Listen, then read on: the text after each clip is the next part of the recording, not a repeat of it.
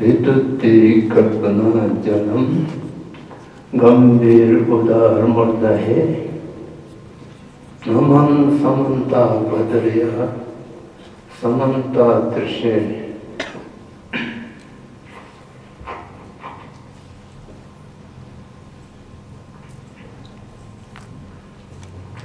Venerable abbot of Tawang monastery and also the abbots and former abbots of the monastery, Rinpoches, venerable monks,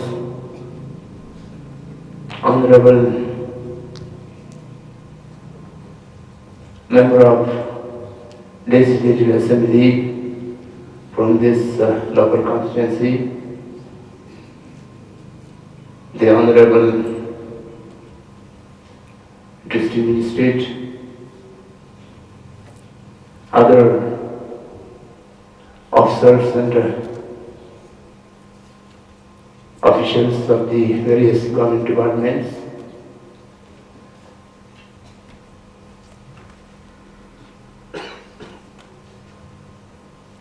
the distinguished students who have stood in high ranking in their examination, and sisters and brothers.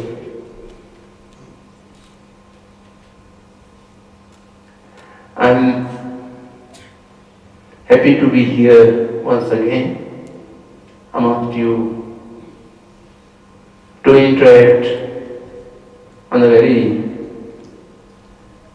interesting and important subject. But I'm sorry to say that I'm not able to speak the local dialect of the Monpas, although we are same language, but the dialects are so different. So we have to borrow some other language for our interaction. I have been asked to talk in English as a medium, but you all know that my knowledge of English is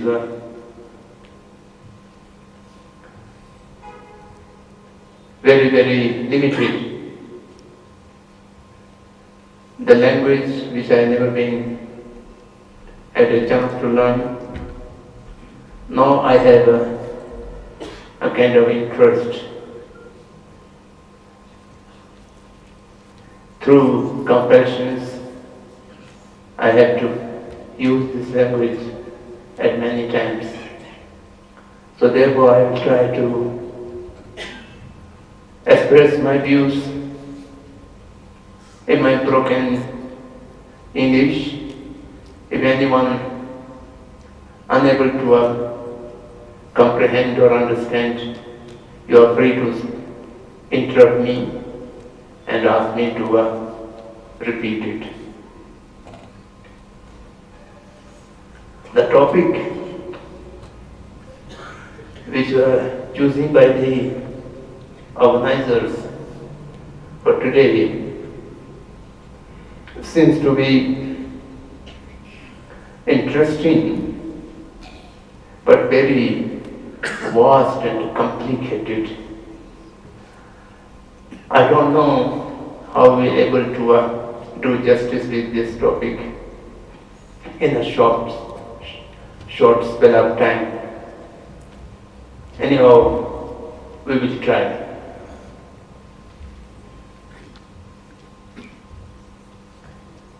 Importance and relevance of religion in 21st century. Importance, relevance of religion in the 21st century. There are three main points importance and relevance, religion, and 21st century. The question is about religion, whether it is important and relevant in the 21st century, a century which is considered to be a post-modern civilization.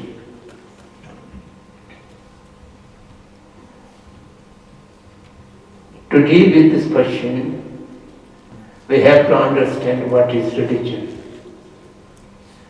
Without defining what is religion, we may not be able to discuss whether it is important or relevant.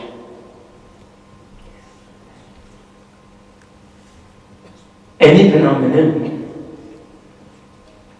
on which we need to examine about its importance and relevance, we have to properly understand what the phenomenon is. So therefore, we shall have to discuss what is religion. Religion is a word which has so many misunderstandings or misinterpretation. And particularly, this word religion is of a Western language group.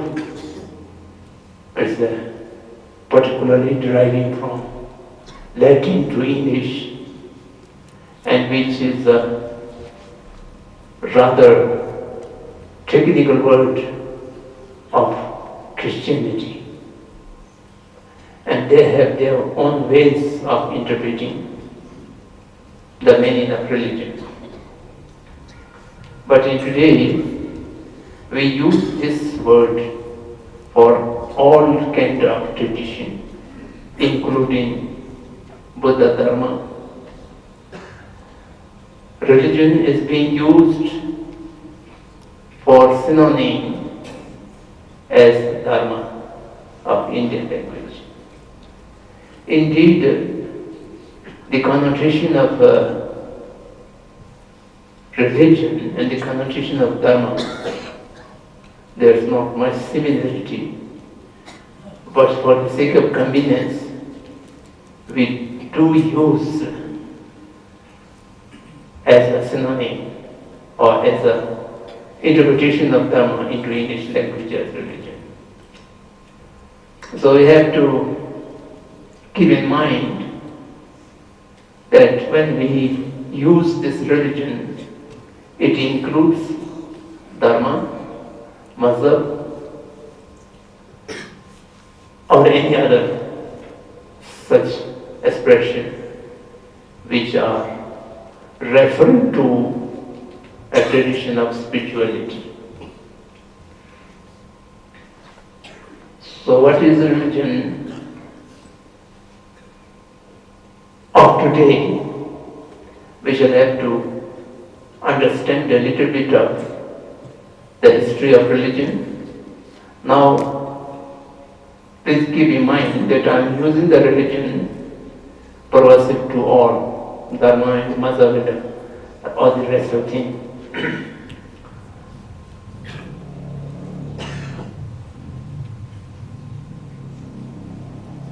Many of the major religions of the world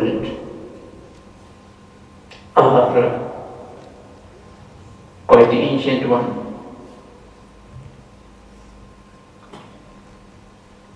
The Vedic Dharma or Vedic religion or Sanatana religion, which history goes back almost 7,000 years,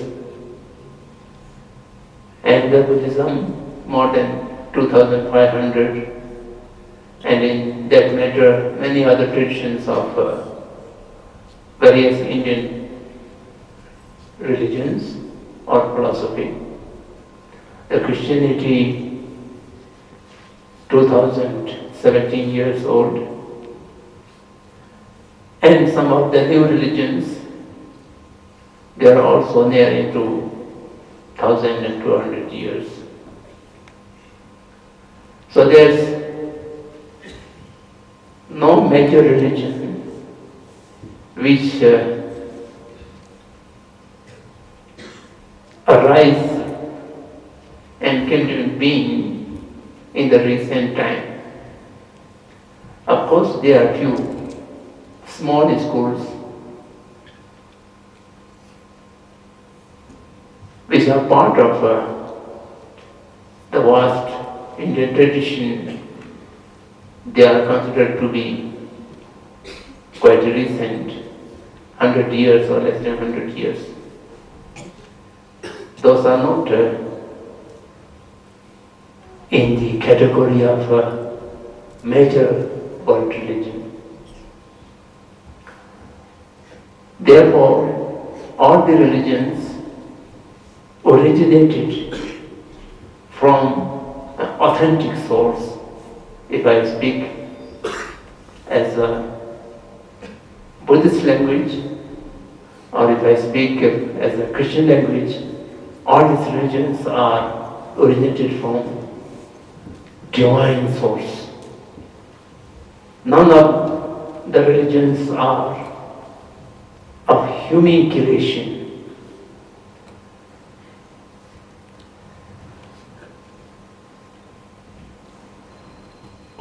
Original teacher of every religion did a great deal of practice, sadhana, tapasya, and get enlightened. And after getting the enlightenment, reveals what the truth he had experienced through his own particular sadhana or tapasya. And in the beginning, each one of religions are in perfect purity and authenticity, original. Then which attracts many followers and slowly institutionalize or socialize, and then which has a cultural aspect, traditional aspect, or many aspects are being coming with that. And then gradually the essence of religion is decaying, and the institutions or the names of religions have become more and more important.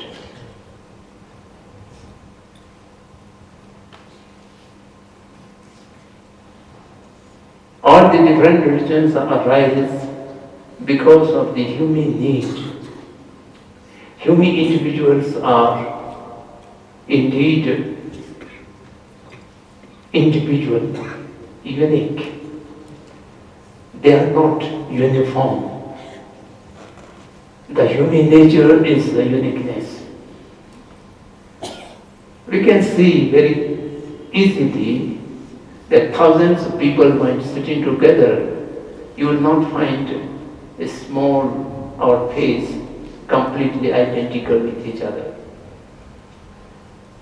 Even the twin brothers or sisters, when you look closely, they do have uniqueness and different identity, which shows that mental disposition of each human individual are different and unique.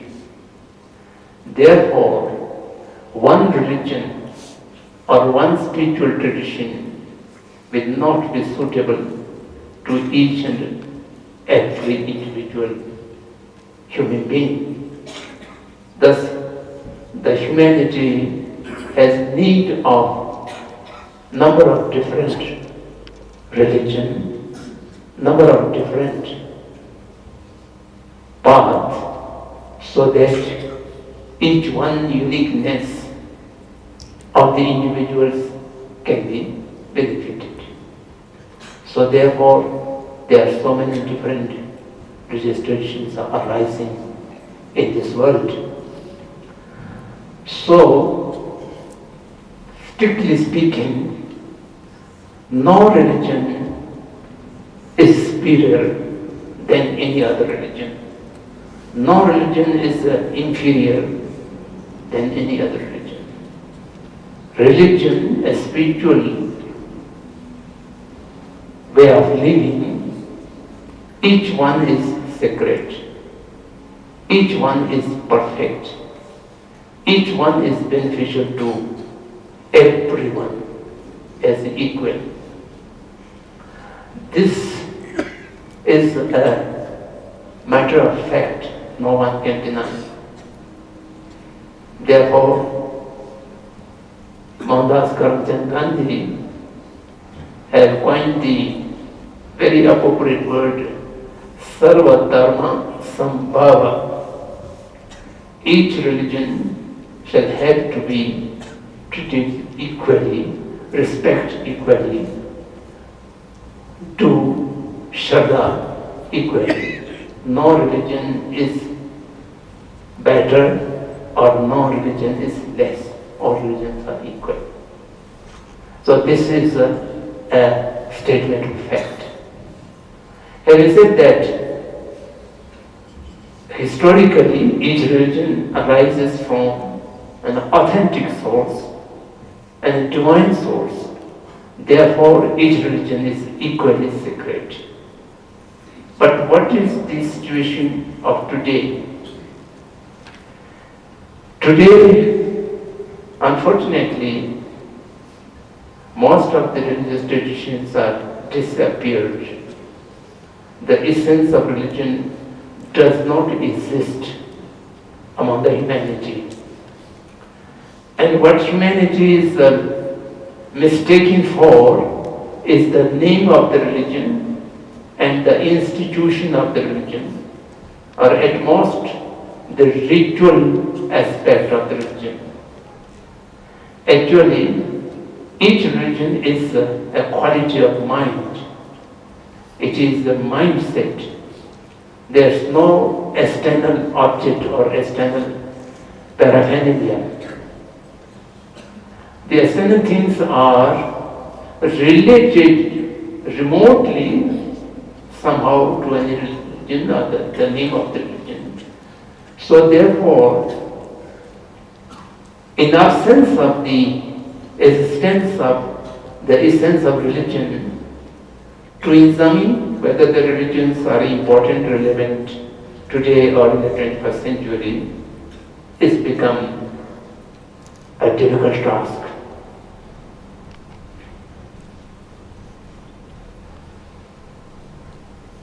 Having said that, today we do not understand the so-called followers of one's own religion. They do not understand one's own religion. I can speak from the Buddhist viewpoint.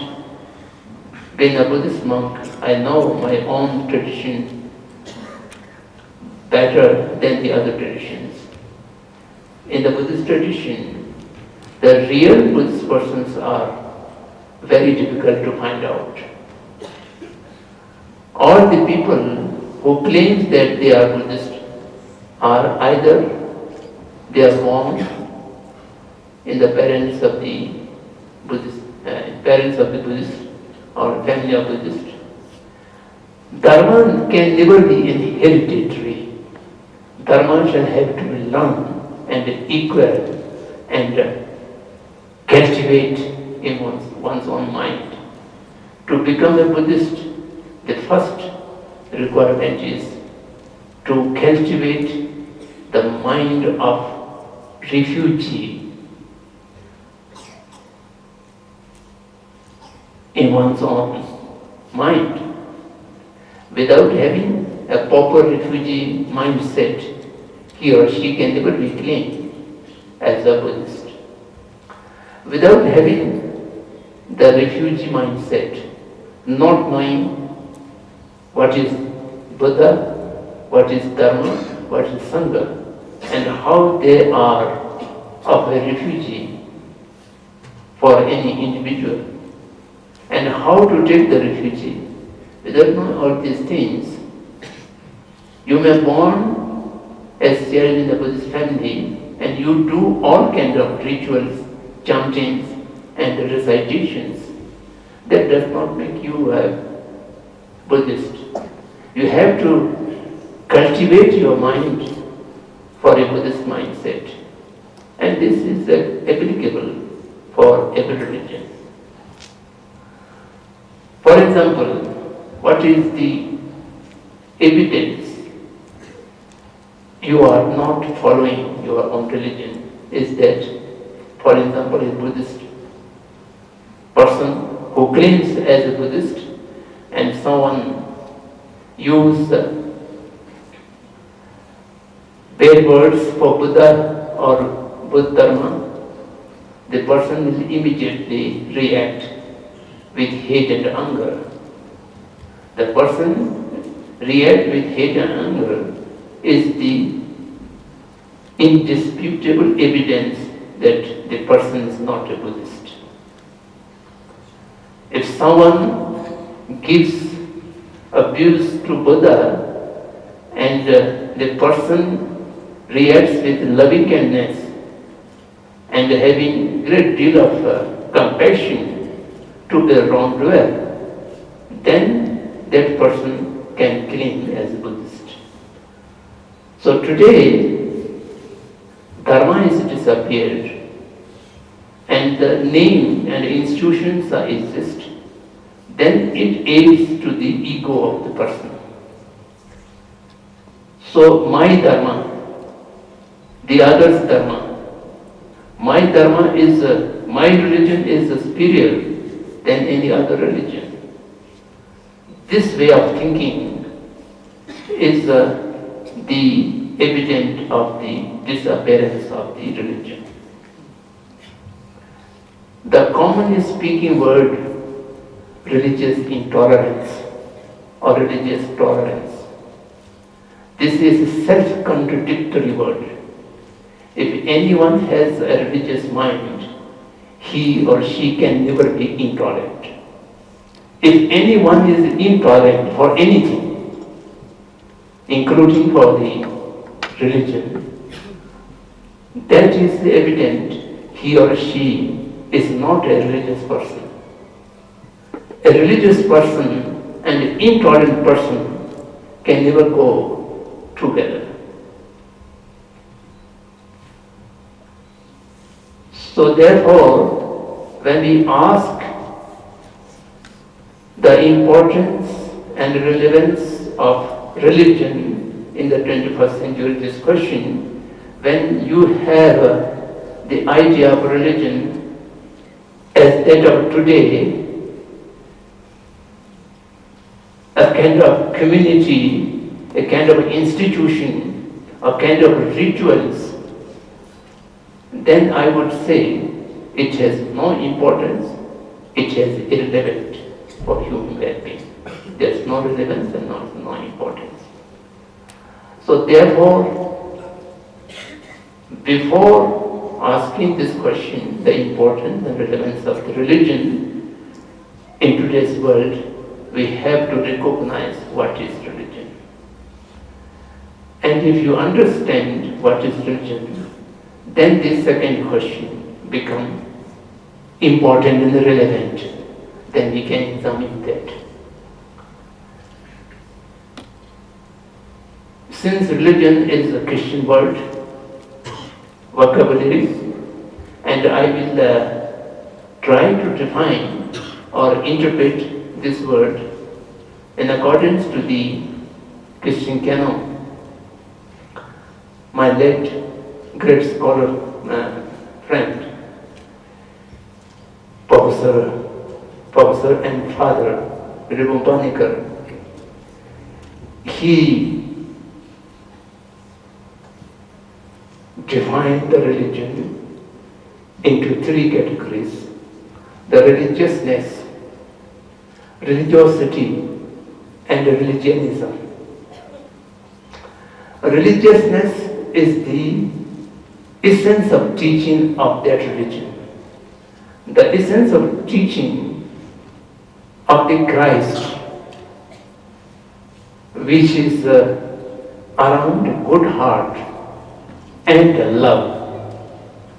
Love to all, unconditional love to all.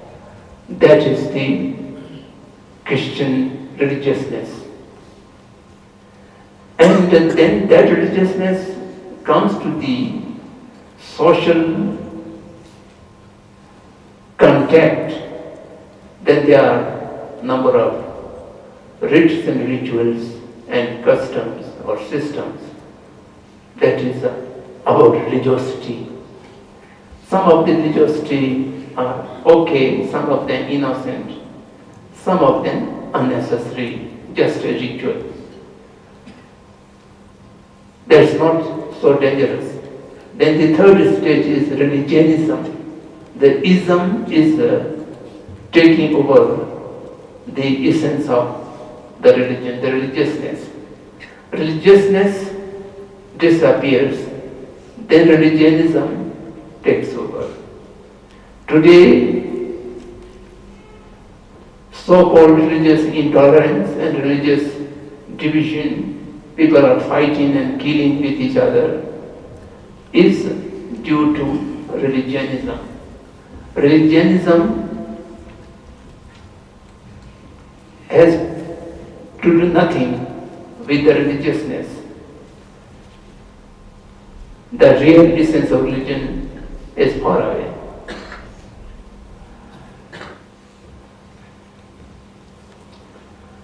If we look at from Buddhist way of examining things, the Dharma, the philosophy, and the basic knowledge, or we may call it science. The Buddhist science, Buddhist Dharma, Buddhist religion, or Buddhist philosophy, these are three different categories. And when we talk about philosophy, that might be related to the Buddhist religion, but it is not the religiousness. And the Buddhist science, then that is the common knowledge, and it can be shared with anyone. And Buddha Dharma or Buddhist religion, then that is the real path of enlightenment. Someone is looking for arahanthood, or someone's looking for Pratik Buddhahood, or someone's looking for Samyak Sambuddhahood. They are the goals. And how to achieve those goals? By practice. That is the path, the mark. And the end and the means, these two are belonging to the Dharma or the religiousness. That is only for the Buddhist practitioners, real Buddhist practitioners who are practicing to achieve one of the ends, arahanthood, or Pratik Buddhahood, or Buddhahood. And who are not practicing to achieve any one of these goals, these ends, then for that person, the path or the mark need not to be learned or need not to be understood. But still the philosophy and the science, which is a common sense or common knowledge, is useful for any person, that can be shared for anyone. So I have said that the religiousness and religionism, religiosity and religionism, these three we shall have to understand properly. Once you understood these three divisions, then we can argue, yes, religiousness is important and relevant all the time. Either it may be 21st century, 22nd century, 26th century, whatever it may be. Any kind of civilization or any kind of time, the religiousness, which is a part of truth, and a part of truth is the ultimate reality.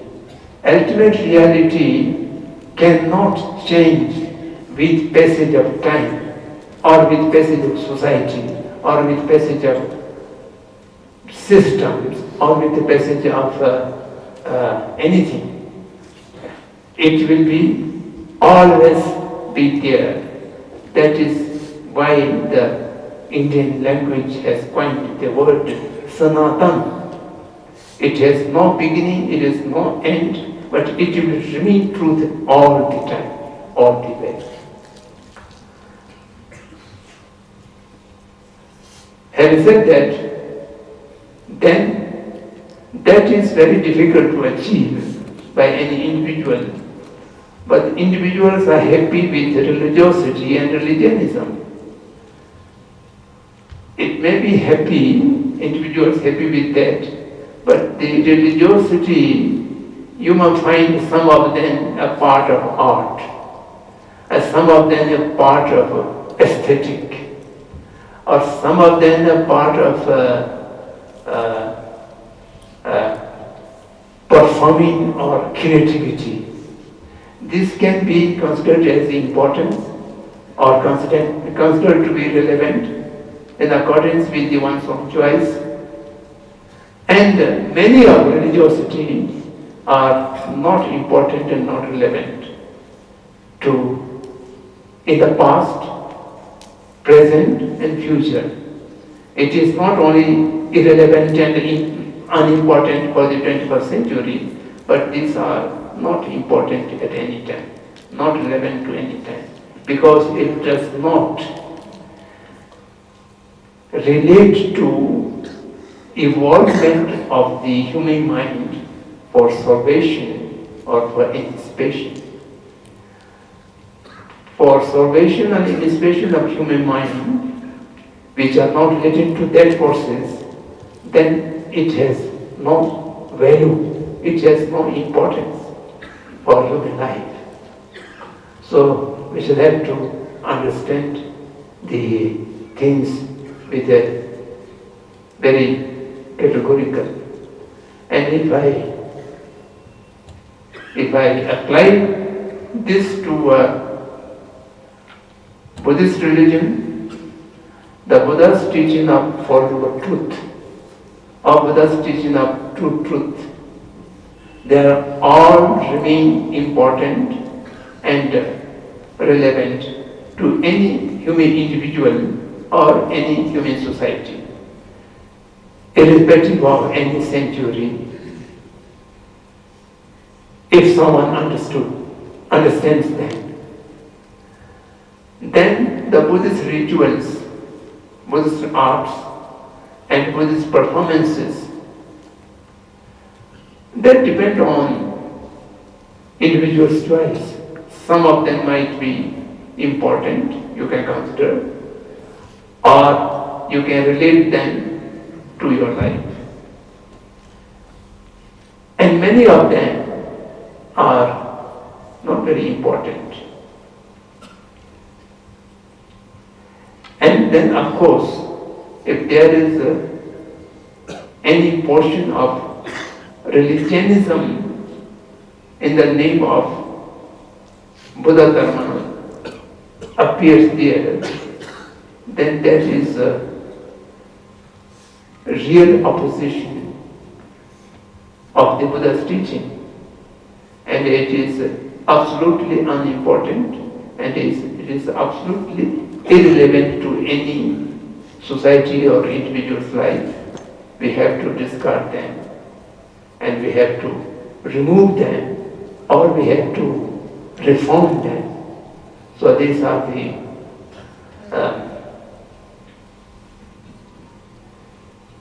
what I should say, in my view, we have to categorize importance and relevance with the essence of religion, not the all things which are going with the name of religion or religious institutions, which are now much outdated and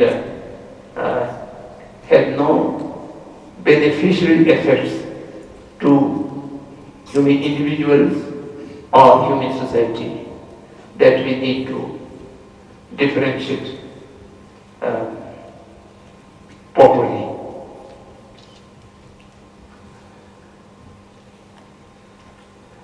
Now, from another angle,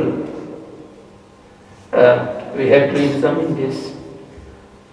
The first angle, recognize what is the religion in real sense and what are the later contribute to the name of religion and name to the religious institutions which are need to be completely reformed or purified or discriminate what is right, what is wrong. So this is a general way of looking to the religions and its importance relevant to the 21st century. Now the another way to look at it is, as I mentioned before, when the essence of religions are decayed and the institutions and the religionism or religiosity are taking over, then in the human mind there was a revolt against the religions. All the religious traditions can be classified into two classes. One set is who believe in the Creator, which we call in Indian language as Ishwarvadi, who believes in the Creator or the Ishwar. And who does not believe in the Creator, they are un-Ishwarvadi. And some religious traditions are in that category.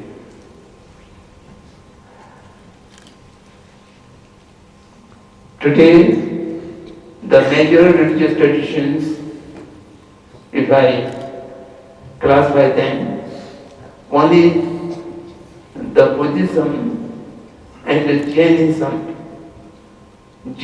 Buddhism, quite contemporary, Buddha and Mahavira, they are at the same time appeared in India.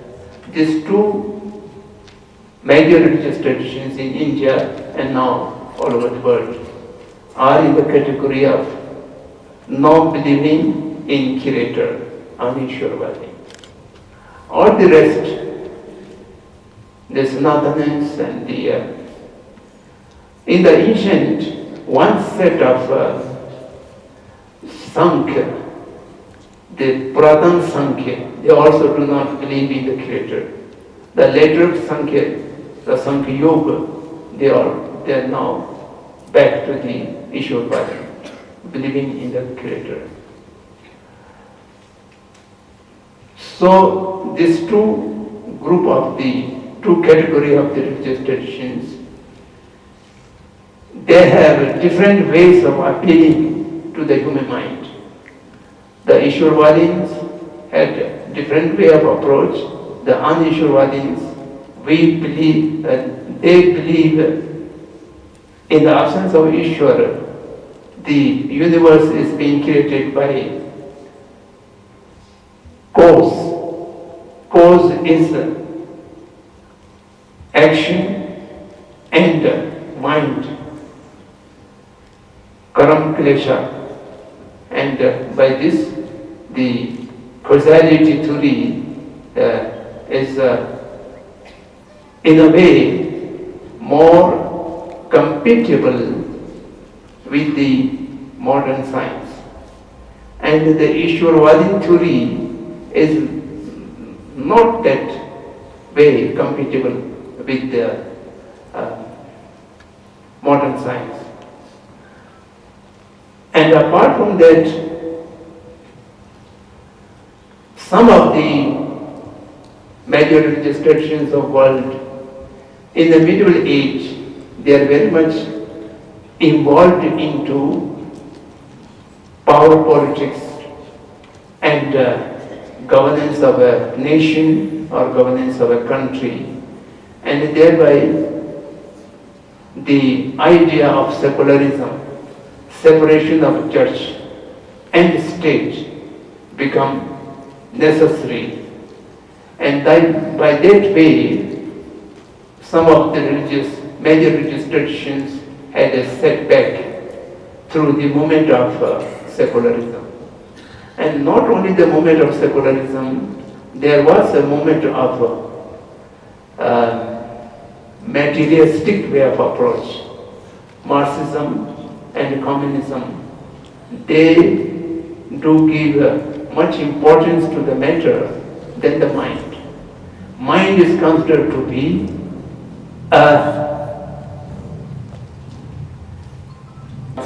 less importance and less relevant to human progress, so-called human progress or so-called human development.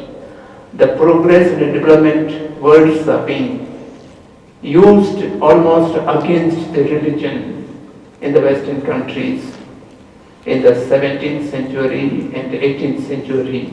By that way, many people have the fear that now the religions have become less important and less relevant to the humanity or to the society or to the individual. So this kind of fear is arising here. That has also historical background and it has causes to thinking that way. In India,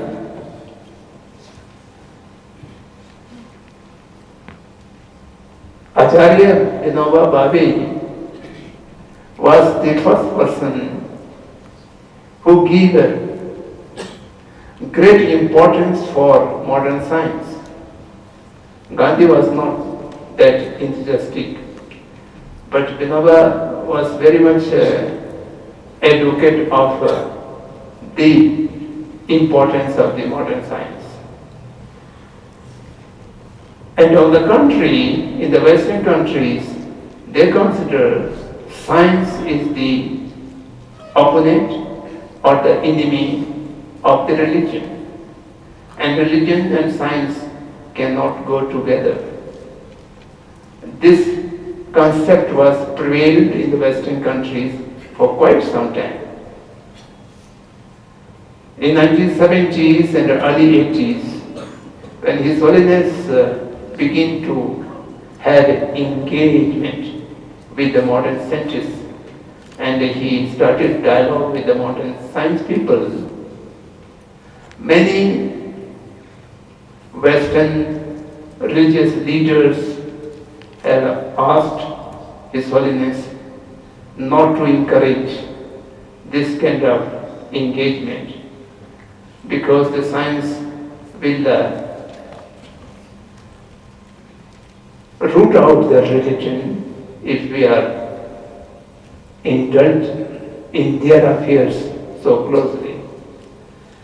And His Holiness was not convinced by that kind of argument. And similarly, I am referring to Vinoba Bhave.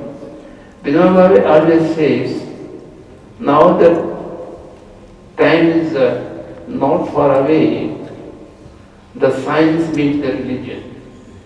The science means the spirituality.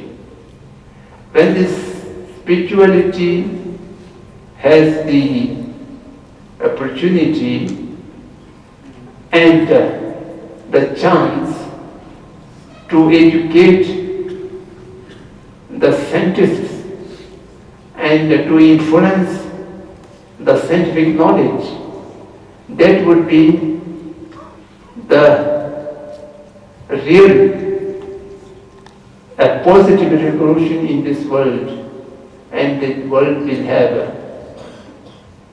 a new age, so to speak. So,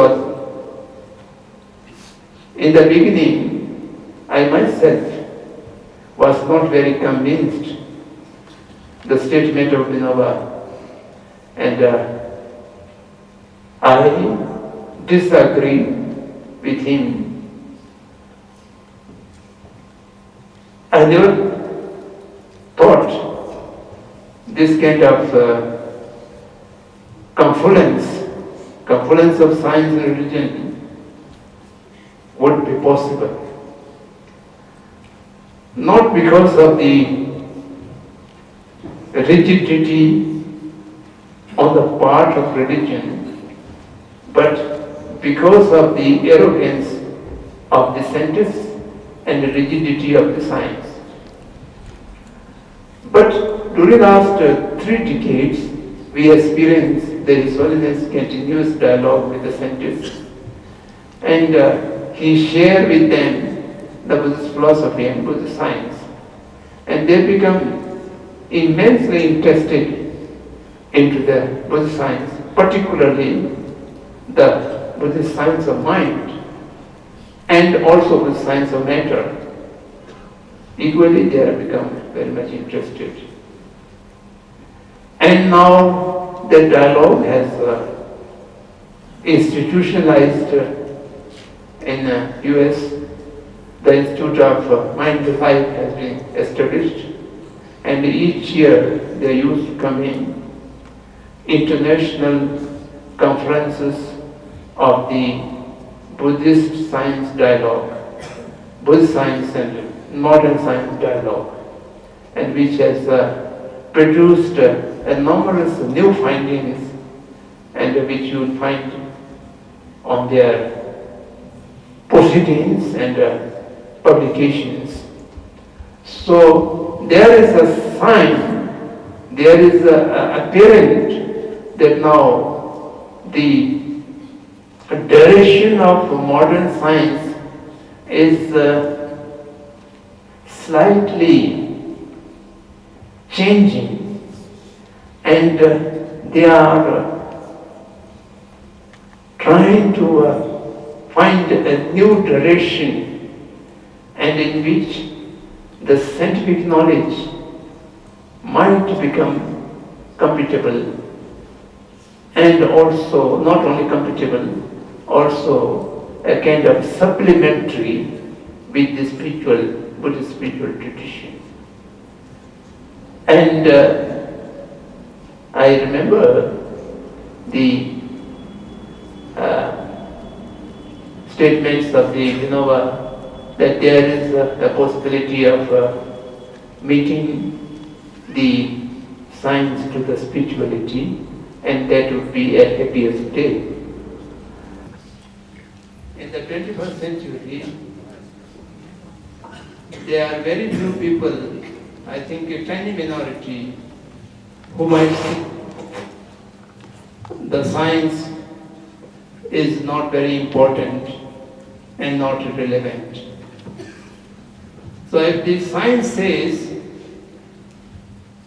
the Buddhist science and Buddhist philosophy is important for them, then we need not argue it is important or relevant.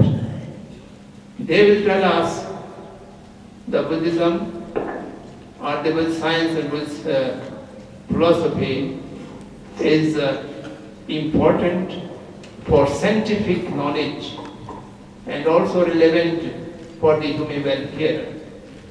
If they say this kind of argument, then for the younger generation, for the generation of 21st century, will automatically agree to that without any argument. In the ancient time, the religion has spread a number of blind faiths. And in modern time, the scientific knowledge has spread a lot of blind faith among the humanity.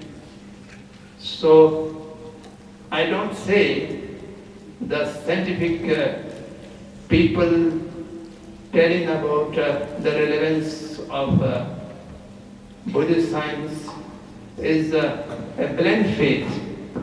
But what I'm saying is the people who believe in science without any rationality, they will automatically accept that, some of the religion or some of the spiritual tradition is still relevant and important. Among the well-established scientists in India, I know two of them are very much convinced of the relevance of Buddha's teaching. One was Abdul Kalam. He used to read Buddhacharya Avatar in minute detail and receive a lot of advice and explanation from His Holiness. Now he is no more with us. And similarly, the other one I know was a physicist and nuclear scientist, Raja Ramana. Raja Ramana was a scientist and also a politician. Sometimes he used to be minister in the central government. And he also very much interested. And he was very sure that the findings of quantum physics of today, the Indians know 1,000 years before. The principles of quantum physics which are discovered in the recent time were very well explained in the treatises of Nagarjuna and Ayadev and Chandrakedi and so on and so forth. So the forecast of Vinoba Bhavi and the actual happenings of the science-Buddhist dialogue in the last 3 decades, and many well-established scientists are becoming deeply interested, and now His Holiness is also trying to make some ready-made courses for them by compiling the vast Buddhist canon. Buddhist canon is the largest canon among religious traditions. The difficulty with Buddhism is our treatises and our canon is so vast, and an individual in one life, even they cannot read through the Kanjur and the Tenjur more than 300 volumes. If you just read through them, it might take a lifetime. So His Holiness has compiled the relevant subject of mind, relevant science of mind and science of matter, scattered in the Buddhist canon, and they are compiled into Sevikuntu and Tadukuntu. Now they are published in 4 volumes, which might give immense insight to the modern science people. And His Holiness also set up a unit of researchers recently in the science of mind and in the science of matter. In the science of matter means the creation of this galaxy, this universe, and how the atoms and the particles of the natural phenomenon are working in accordance with the Buddhist knowledge, and particularly the knowledge of Kalchakra, so on and so forth. So therefore, instead of we are trying to argue ourselves, religion in general and Buddhist religion in particular, is important in the 21st century or relevant in the 21st century, let these science people find it out. And I think it will not take much time. Coming 10 years, I presume the coming 10 years, the science people will reach to a kind of conclusion, and they will begin to tell us the Buddhist science and Buddhist philosophy, and which is a part of a larger philosophical tradition of India, the ancient knowledge of India. And in that matter, it also related to all the major traditions of religion.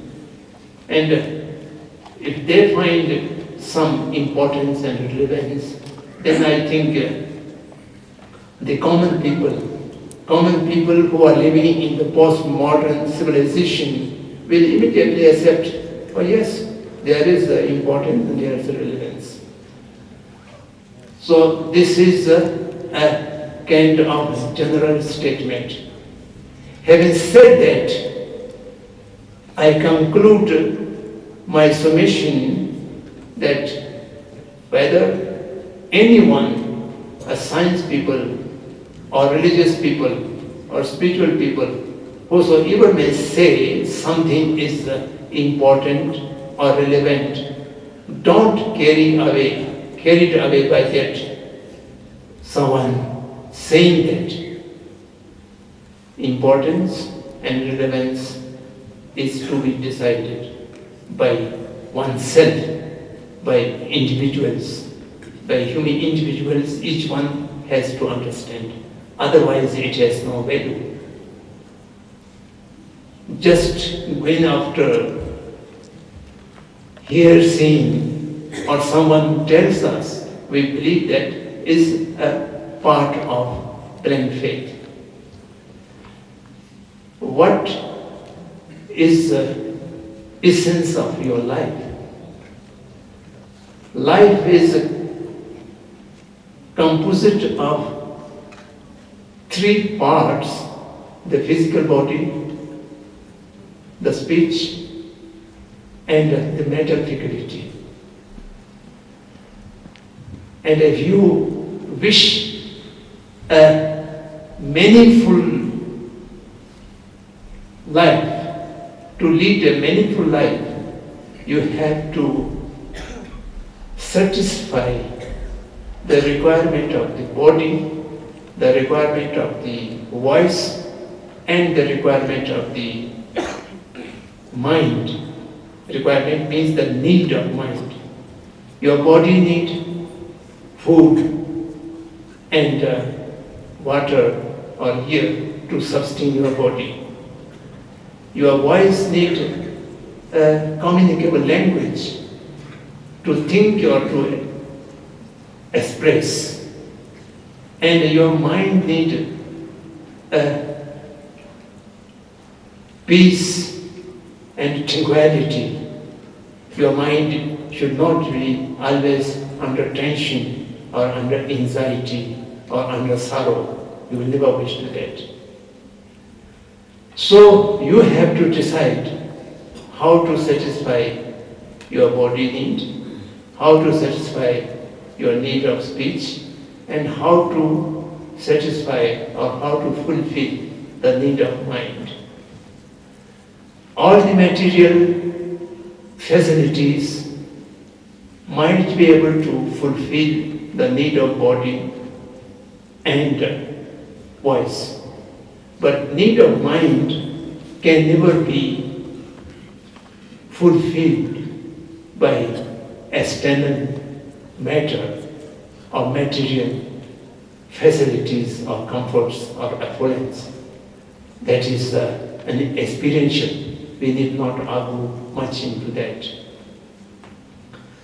If you are willing to, whether you are believing in religion or whether you are not believing in religion, that doesn't matter.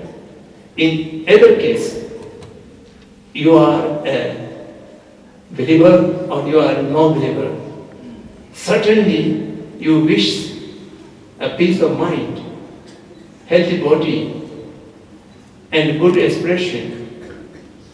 In that case, you shall have to find how to fulfill the needs of the mind set. And for that matter, without any spiritual aid, you may not be able to fulfill the needs of the mind in any way. And by that way, you shall have to be able to rationally decide whether any kind of religiousness of your tradition is important to you or relevant to you, or it is not relevant to you. One must be very honest and one must be very courageous. And if you really feel it is irrelevant and unimportant, then you must be able to say that and you must be able to act in that way. Or honestly you feel it is important for me, whether it is important for others or not, but certain specific of spirituality is important and relevant to my life. In that case also, you must not go behind blind faith, and then you must study that spirituality in great detail, and you must know it. And by knowing that, then you will be able to understand the importance and relevance. I am sorry I have taken a larger portion of time. Actually, I wish we should spend much more time for our interaction. So I will stop my voice here and I invite your comments or questions or interaction, whatever you may like. Without any hesitation, you may express in any language if you feel more easier. So the rest of the time we shall utilize for dialogue or for interaction. Thank you very much.